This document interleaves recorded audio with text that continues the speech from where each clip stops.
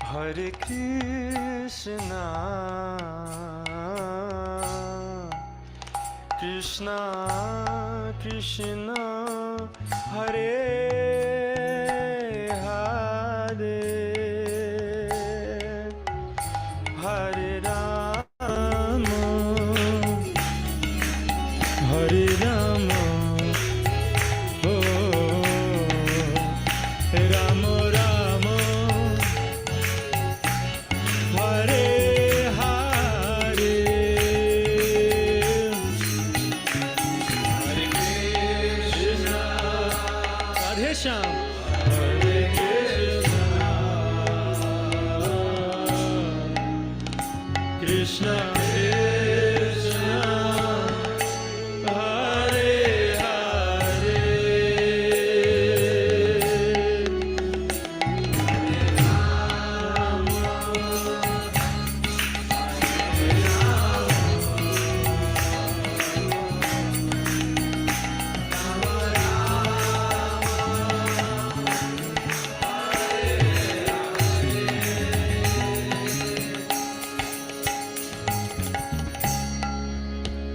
Hare Krishna, Hare Krishna,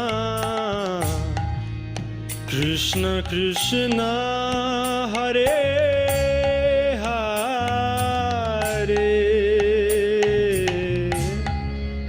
Hare Rama, Hare Rama, Rama Rama, Hare Hare,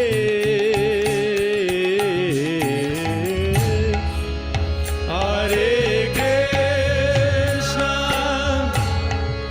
Hare Krishna, Krishna Krishna, Hare,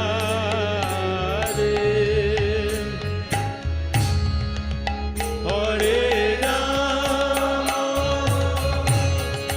Hare Rama,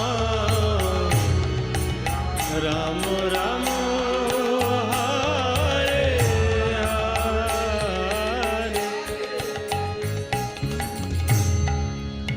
Hare Krishna, Hare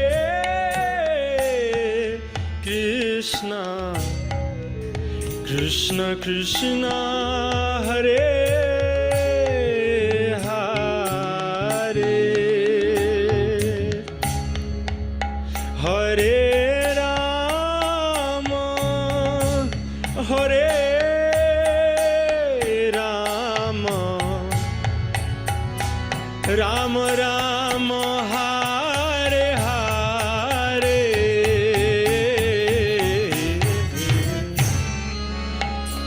Hare Krishna, Hare Krishna, Krishna Krishna,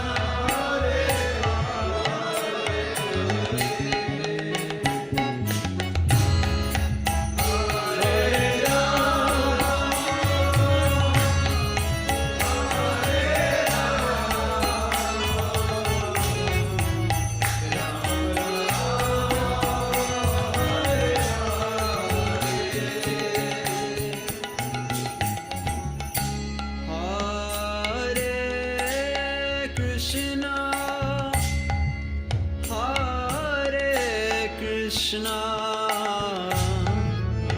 Krishna Krishna, Hare Hare,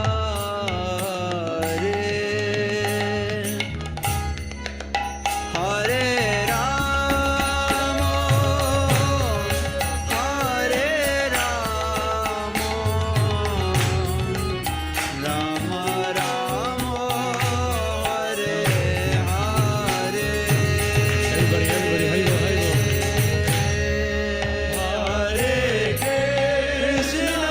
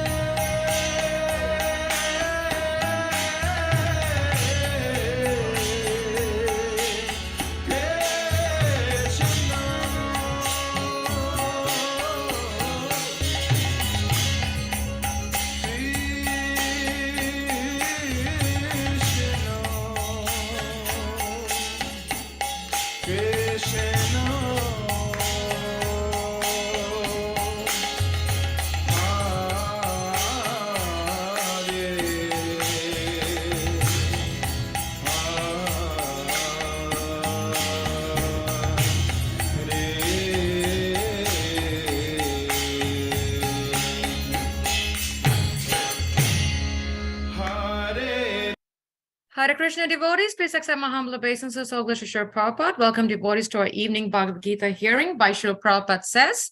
Today we continue with Bhagavad Gita chapter 1, verses 16 through 19. Srila Prabhupada covers 4 verses. So please do increase your volume and let's hear a wonderful lecture by His Divine Grace, A.C. Bhaktivedanta Swami Srila Prabhupada.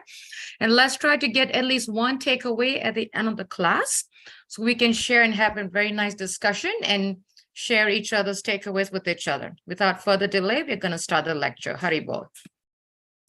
Om Namo Bhagavate Vasudevaya. Om Namo Bhagavate Vasudevaya. Om Namo Bhagavate Vasudevaya. Lalanta Vijayam Raja Kunti Putro Yudhishthira Nakula Sahadevascha Sugosha Manipushpako Kashyascha Parameshvasa Shikhandi Cha Maharataha Drishtadyumno Viratascha Satyakish Chaparajitaha Drupado Draupadeyascha Sarvashaha Prithivipate Sobhadrash Cha Mahabahu Shankhan Dadmu Pritak Ananta Vijayang Raja Kunti Putro Yudhishthira Nakulak Sahadevascha Sughosha Manipushpako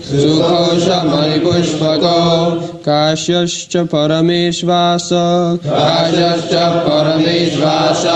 Shikhandi Cha Maharataha Drishtadyumno Viratascha Satyakishcha Parajitaha Drupado Draupadeyascha Sarvashak Prithivipate Sobhadrascha Mahabahu Shankhan Dadmu Pritak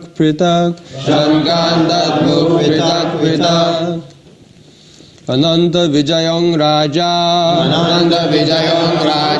Kunti Putro Yudhishthira Nakalak Sahadevascha Sughosha Manipushpako Kashyascha Parameshvasa Shikhandi Cha Maharataha Drishtadyumno Viratascha Satyakishcha Parajitaha Drupado Draupadeyascha Sarvashak Prithivipate Sobhadrascha Mahabahu Shankhan Dadmukh Pritak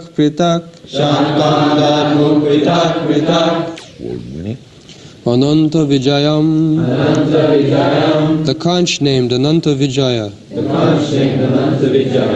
Raja, the king, Kunti Putra, the son of Kunti, Yudhishthira, Nakula, Sahadeva, Cha, and Sukhosha Manipushpaka, the conch is named Sukhosha and Manipushpaka. Kashyaha, the king of Kashi, Varanasi, Cha, and Parameshvasa, the great archer, Shikandi, Cha, also Maharataha, one who can fight alone against thousands. Drishtadyumna, the son of King Drupada. Virata, the prince who gave shelter to the Pandavas while they were in disguise. Cha, also Satyaki, the same as Yuyudhana, the charioteer of Lord Krishna. Cha, and Aparajitaha, who were never vanquished before. Drupada, the king of Panchala.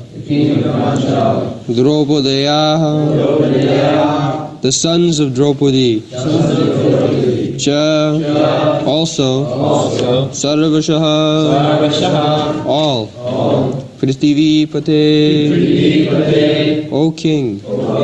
Sobhadraha, the son of Subhadra. Abhimanyu. Cha, also Mahabahu, greatly armed. Shankhan, conch shells. Dadmuhu, blue. Pritak, each separately. Translation: King Yudhishthira, the son of Kunti, blew his conch shell, the Ananta Vijaya, and Nakula and Sahadeva blew the Sukhosha and Manipushpaka.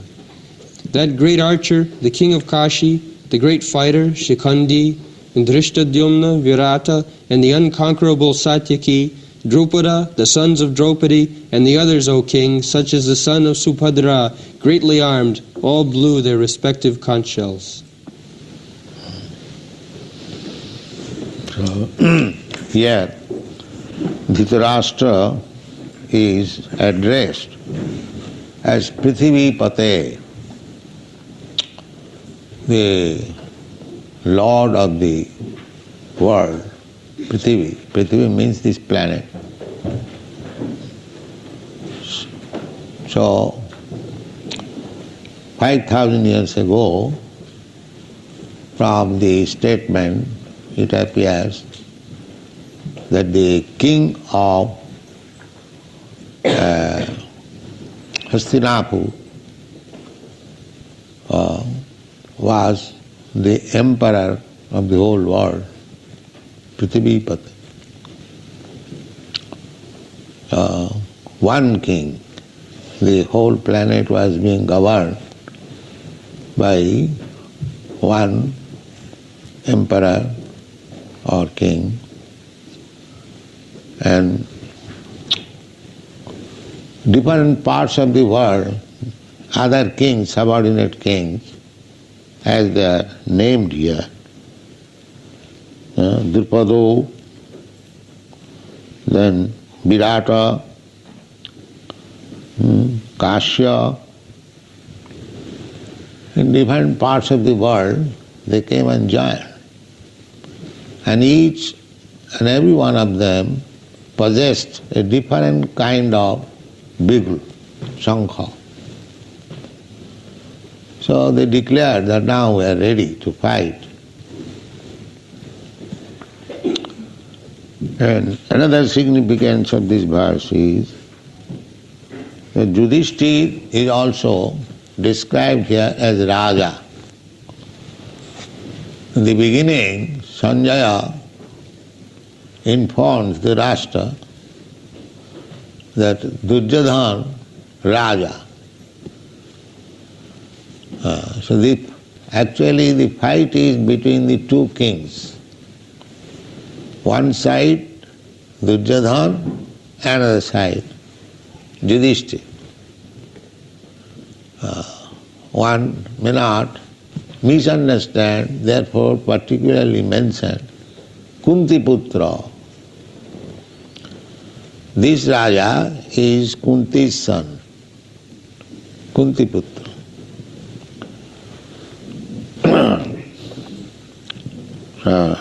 Drupada, Maharaj Drupada, the father of Draupadi. Draupadi was gained by Arjuna in competition. Draupadi, the daughter of Maharaj Drupada, is Draupadi. She is Draupadi. And her sons, they are Draupadaya. So, the grandfather, the grandsons, all of them are present because they were allies. Maharaj Drupada happened to be the father-in-law of the Pandavas. Draupadi accepted 5 husbands.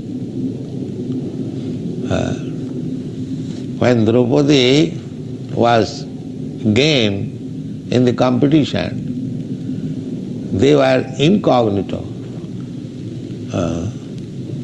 The Pandavas were incognito. They were banished for 12 years, and after 12 years, 1 year they had to live incognito. Nobody would understand where they are living.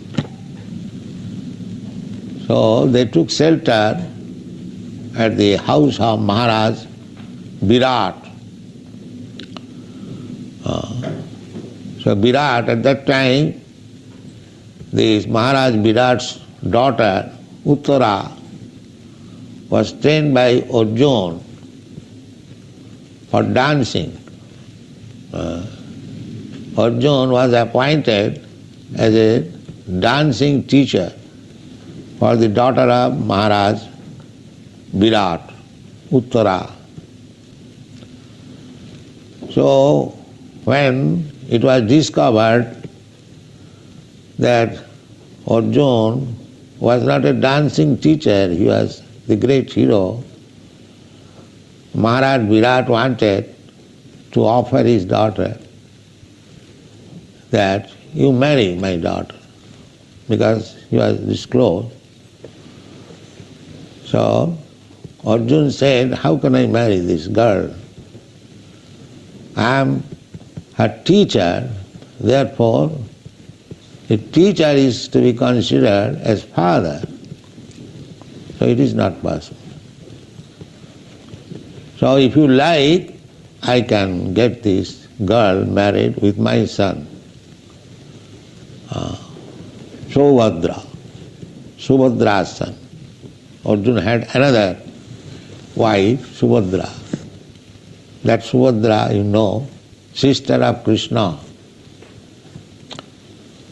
Sister of Krishna. So, Subhadra,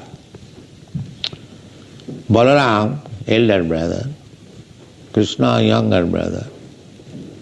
Krishna wanted to hand over Subhadra to Arjuna, and Balaram wanted to hand over Subhadra to Duryodhana. So Krishna could not say anything.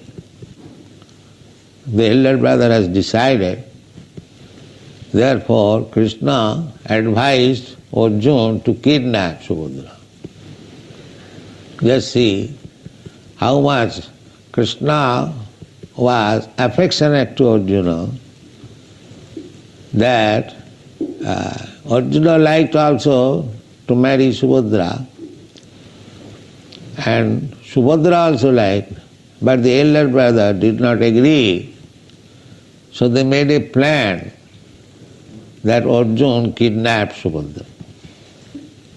This kidnapping was allowed among the Kshatriyas and fight. That is Kshatriya marriage. Unless there is fight, that marriage is not complete. The red vermilion which we apply, that is Kshatriya principle. After killing the opposite party, the blood will be smeared over here of the bride. That is conquered, victory. So in every marriage, Krishna had 16,108 wives. And each wife was married by fighting, beginning from Rukmini. Rukmini also, the first wife of Krishna, the first queen, and Krishna became king of Dwarka. She was the first queen. So she was kidnapped by Arjuna. Rukmini was settled up to be married with Shishupal. Shishupal also happened to be Krishna's cousin brother. But Rukmini did not like that she would be handed over to Shishupal. She wanted to marry Krishna. So she sent one letter to Krishna that this is the position. My brother, Rukma, he has decided to hand over to me, to Shishupal, but I don't like. So please arrange for kidnapping me. A Brahmana was sent to Krishna. And that is also another responsibility of Kshatriya. If a girl proposes, I want to marry you, a Kshatriya cannot refuse. He cannot refuse. He must marry that girl, even at the risk of life. This is Kshatriya spirit. One Rakshasi, she wanted to marry Bhima. So Bhima refused, she was a Rakshasi.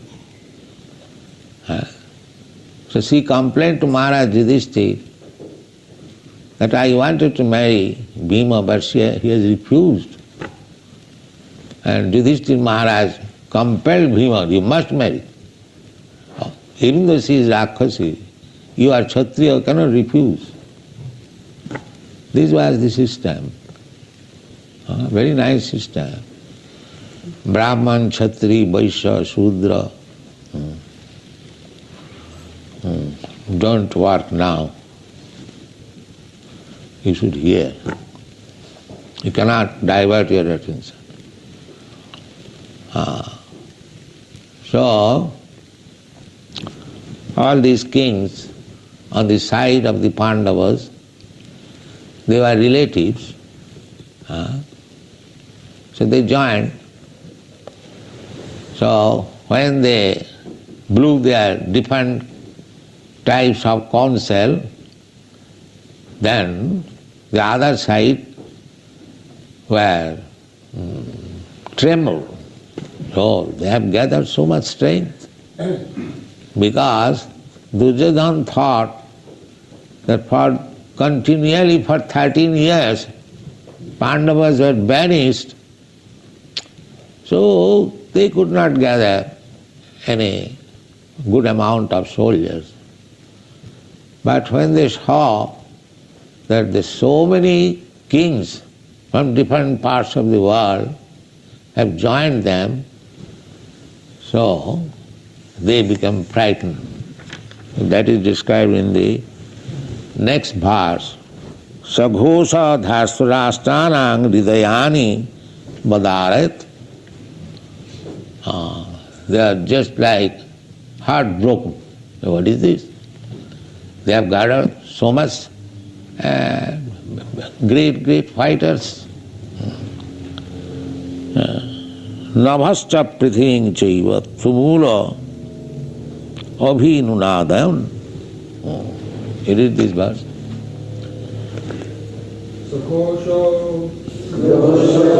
Dhartarashtanam Hrudayani Yodarayat Nabhascha Prithiving Chaiva Tumulo Abhyununadayan Sokosho Dhartarashtanam Hridayani Vyadarayat Nabhascha Prithiving Chaiva Tumulobhyanunadayan Saghosho Dhartarashtanam Hridayani Vyadarayat Nabhascha Prithiving Chaiva Tumulobhyanunadayan Sakosha, that kosha, vibration, Dhartarashtrana, of the sons of Dhritarashtra, Hridayani, hearts, Yodarayat, shattered, Nabha, the sky, Cha, also, Prithivim, the surface of the earth, Cha, also, Eva, certainly, Tumulaha, uproarious, Abhyanunadayan, by resounding. Translation: the blowing of these different conch shells became uproarious, and thus vibrating both in the sky and on the earth, it shattered the hearts of the sons of Dhritarashtra. So, enemy, when one enemy fights the other party, well equipped, strong, so it breaks the heart of the enemy. That happened. So there is nothing to be especially. The breaking of the heart by vibrating different types of conch shell from the side of the Pandavas, it broke the heart of the Dhritarashtra. Dhritarashtra, his sons, 100 sons. So from Dhritarashtra, Dhritarashtra Hridayani Badarat. And it resounded both in the sky or on the surface. So I think we said. That's all.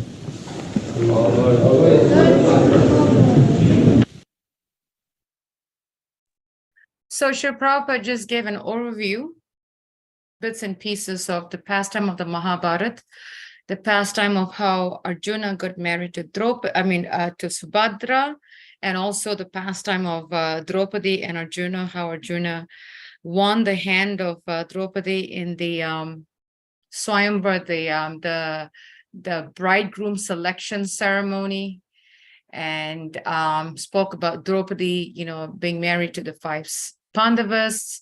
Srila Prabhupada talked about Bhim getting married to the Rakshasi Hidimba. And then he goes on to speak about the shank, the blowing of the conch shell. So Srila Prabhupada is giving us bits and pieces of the pastime and how it all led into the war, because between two armies, two kingdoms, two kings. One is King Dhritarashtra with his son Duryodhana, and then the other side is King Yudhishthira. So we'd like to ask devotees if you have any takeaway to share with this, any questions or any comments, please. You can definitely jump right in, and we can share a little bit. Talk a little bit, say a little bit. One thing that was coming to my mind, just hearing the pastime of the blowing of the conch shell. I remember reading, I think in either I heard it from a previous lecture of Srila Prabhupada on the overview of Bhagavad Gita in the earlier verses, or I may have heard it in Bhagavatam when we were discussing it, a few weeks ago, and actually months ago during the passing of Bhishma Dev, where in one of the classes, and I don't remember who was giving the class at the time, but I remember that when the conch shell was blowing on Yudhishthira's side, because if you remember, Duryodhana had a larger army than Yudhishthira did. And I believe it was 1:11 ratio or something like 1:7 ratio. 7:11 ratio. Thank you. 7:11 ratio. So Yudhishthira had a smaller army compared to Duryodhana's army, the Kauravas and the Pandavas. But still, in that lecture that I heard, just by the blowing of the conch shell of Krishna and Arjun and Bhim and Yudhishthira, it shook the hearts of Duryodhana. For some reason, the blowing of the conch shell, the sound vibration of this conch shells was so powerful. It was said in the lecture, so powerful that it immediately put fear in the heart of Duryodhana and his army.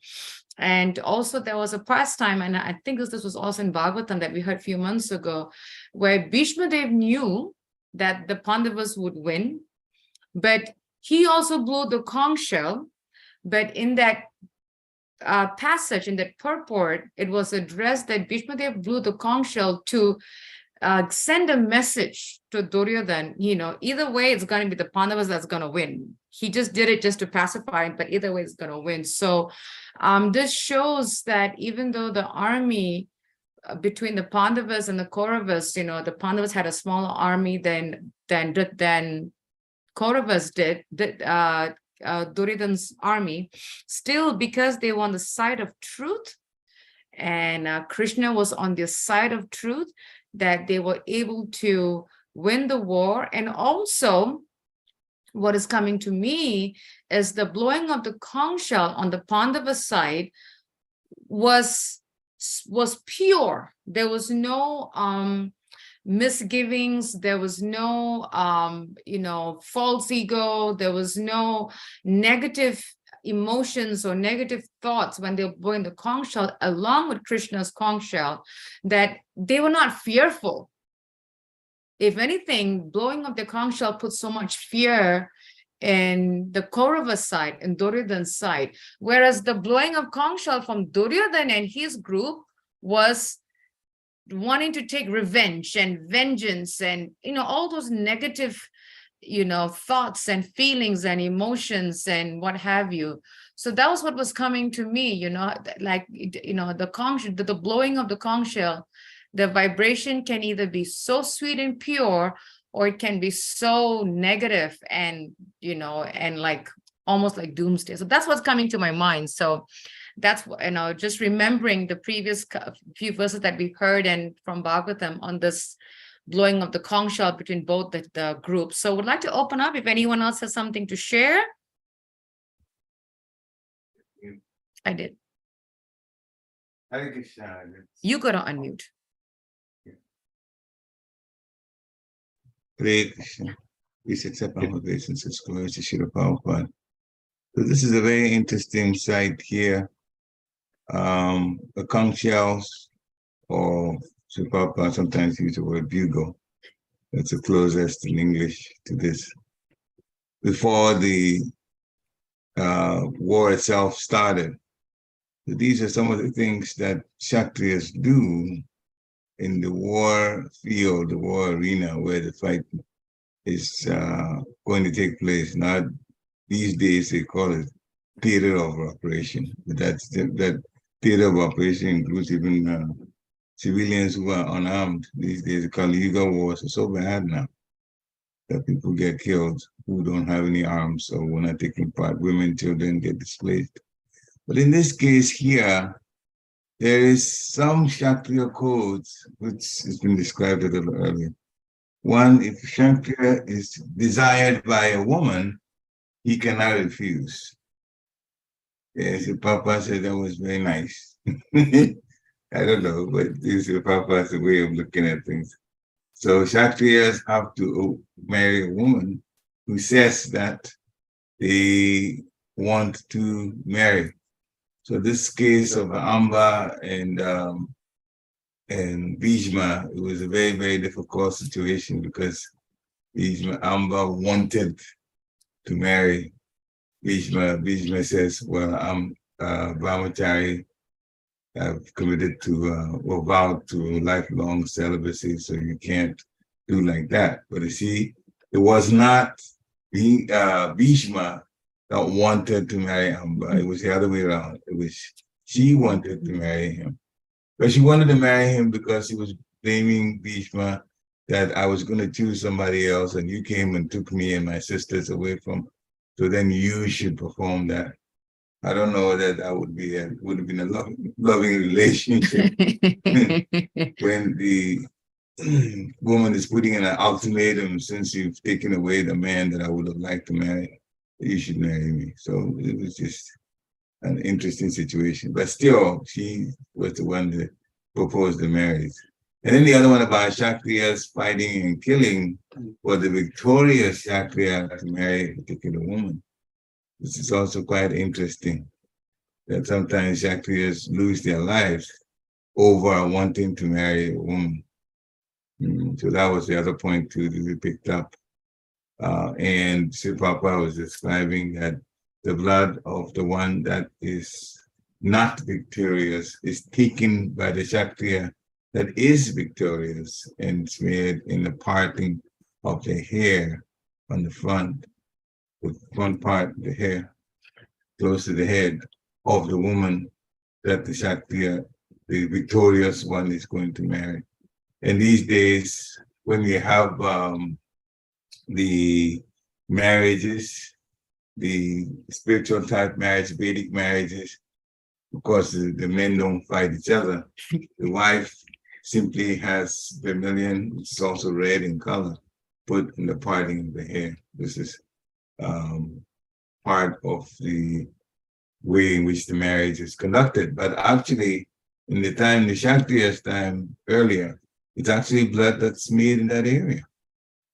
And Kshatriyas could also kidnap a willing woman, but once that is okay with wanting to be that particular Kshatriya, even against the desires of the family or some of the family members of the woman, the Kshatriya could also kidnap. That was also allowed. So Kshatriyas, we will say their situation when it comes to marriage was quite interesting, to put it mildly. But those were things that came to me as Srila Prabhupada was going through the lecture. Hare Krishna. Thank you for sharing that. Yeah, those days, that's Ashur Prabhupada said that is, in fact, he said that was allowed. And interestingly say, I remember him saying, and that was a nice system. I was like, whoa, okay. So Ashur Prabhupada says, nice, we're not going to fight with that. That whatever the founder Acharya says, we're just going to follow it and accept it and abide by it. So that was nice. Any other feedback from devotees? Any thoughts? Anything that's coming to your mind, reflection, or anything that you want to post, you can put it in the chat. I can read it, or you can unmute and say something. And if there isn't, we thank you all for joining us. Just a quick reminder, please to join us tomorrow morning for our morning Bhagavatam class. We are going to continue with Srimad Bhagavatam, Canto 1, Chapter 13, verse 23. And the chapter is entitled Dhritarashtra Quits Home.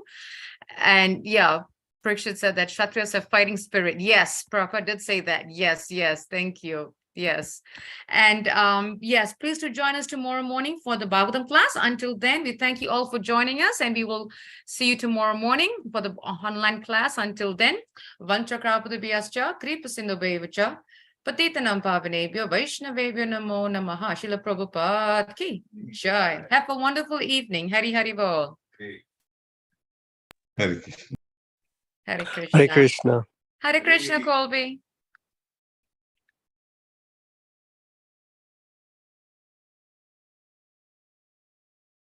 Thank you, Hare Krishna. I'm trying to think, who is that?